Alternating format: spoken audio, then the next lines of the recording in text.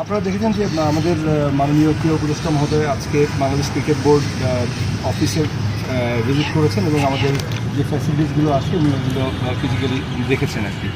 তো তার আজকের এই আসার মূল যে বিষয়টা আমি যেটা যতটুকু বুঝতে পেরেছি যে মূলত উপদেষ্টা মহোদয় হয়তো আরও পরিকল্পনা রয়েছে, উনি খুব শীঘ্রই হয়তো অন্যান্য ফেডারেশনগুলোতেও যাবেন। তারই ধারাবাহিকতা হয়তো বা আমাদের আজকে আমাদের এই অফিসে এসেছে। বিষয়টা আসলে আমি অবগত না কী ক্যাপাসিটি উনি এসছেন, যেহেতু উপদেষ্টা মহোদয় ছিলেন এবং ওনার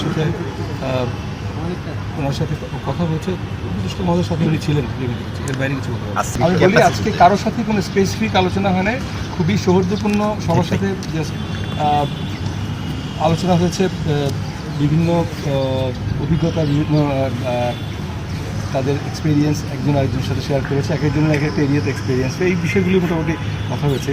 স্পেসিফিক কোনো আপনারা যেটা জানতে চাচ্ছেন বা বুঝতে চাচ্ছেন এরকম কোনো বিষয় কথা হয়। সরকারও যথেষ্ট গুরুত্ব সহকারে নিয়েছেন এবং নিয়েছেন বলেই কিন্তু তাদের দায়িত্ব গ্রহণের প্রথম দিনই আমাদের সাথে দেখা করেছেন এবং এই বিষয়টা অলরেডি কমিউনিকেট করা হয়েছে। এটা ভিসা নিষেধাজ্ঞা না, ট্রাভেল অ্যাডভাইজারি আছে, যেটা কোনো কোনো ক্ষেত্রে সতর্কতা আছে এবং কোনো কোনো ক্ষেত্রে আমাদের দেশের ট্রাভেলের ব্যাপারে কিছু রেজিস্ট্রেশন রয়েছে। এই আলোকেই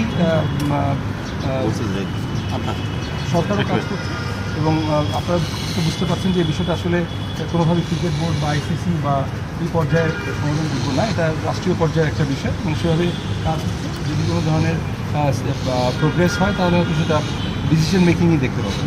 নারী বিশ্বকাপের যে বিষয়টা রয়েছে সেটা আপনারা জানেন যে আমাদের প্রিপারেশনের দিক থেকে আমরা খুবই কনফিডেন্ট যে সময় আছে, সেই সময় আমরা করতে পারবো।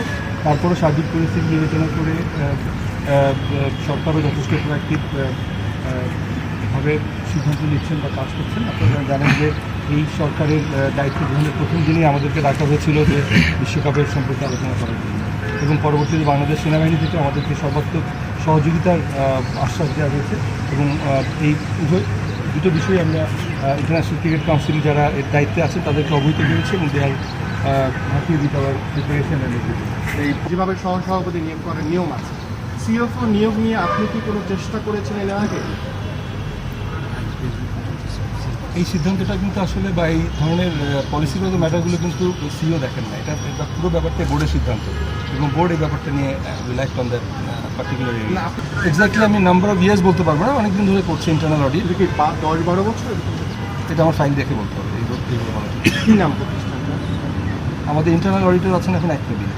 এই প্রতিষ্ঠানের সাথে কি আপনার কোনো আবার না এই প্রতিষ্ঠানের সাথে কি আপনার কোনো মানে আত্মীয়তার সম্পর্ক আছে? কেউ আত্মীয় চাকরি করে এরকম আপনার জানা আছে? না, এখানে কোনো এবং নির্দিষ্ট করে যদি বলি, আবু সাইম নামে একজন ক্রিকেটারের বিরুদ্ধে অভিযোগ এসেছেন যে তিনি আপনার কলে এনসিএল খেলেছেন এবং শচী চৌধুরী, যিনি কিনা আপনার একজন কাজিন হন, তিনিও গত মৌসুমে এনসিএল খেলেছেন আপনার কলে। এই ব্যাপারে আপনি আসলে কি বলবেন? আমার ব্যাপারে আসলে এই ব্যাপারটা আমি ওই ইয়ে থেকে শুনলাম এবং এই ধরনের বিষয়ে আমি কখনোই ইনভলভ হই না এবং এই ধরনের এই যদি কেউ বলে থাকে এটা ঠিক না।